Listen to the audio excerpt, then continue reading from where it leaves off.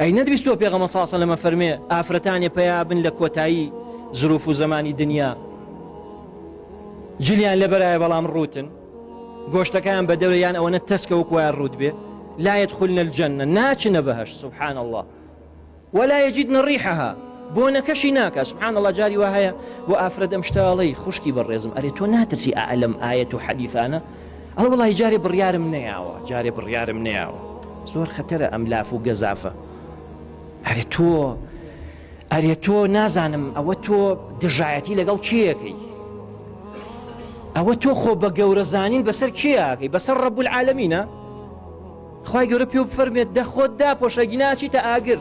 وەڵا جارێ بڕیارم نەیاوە یعنی من لە شوێنێ تۆش لە شوێنێ ئەم قسەیە زۆر مشکلەیە بەڕاستی ئەرێوە لەخوا ناترسن بڕیاری چی نەیاوی وا مردی ئەرێ بۆچی خۆت ڕوتەکەیتەوە بۆچی